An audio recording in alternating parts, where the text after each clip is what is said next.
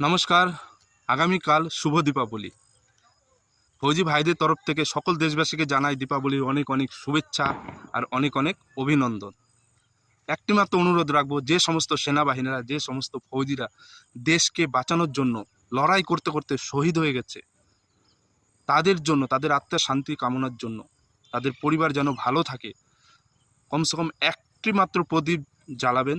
তারা যেন খুব খুশিতে থাকে, তাদের পরিবারও যেন খুব আনন্দে থাকে, হ্যাপি থাকে। তাদের জন্য কমসে কম একটি মাত্র প্রদীপ জ্বালিয়ে রাখবেন, এটাই অনুরোধ থাকবে।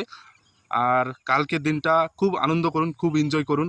আর সাবধানে থাকবেন, যারা পটাকা ফাটাবেন, মানে বাজি ফাটাবেন, তাদেরকে বলছি সাবধানে আনন্দ করবেন, বাজি ফাটাবেন, ঠিক আছে? হাতে যেন না লেগে যায়। আর কালকের দিনটা পরিবারের সহিত পুরো দেশটাকে আলোয় ভরিয়ে তুলবেন। ঘরে ঘরে প্রদীপ জ্বলবেন, হাজার হাজার প্রদীপ। আমাদের দেশ পুরো আলোয় ভরিয়ে তুলবেন। Happy Diwali, happy Diwali, happy Diwali. জয় হিন্দ, জয় ভারত।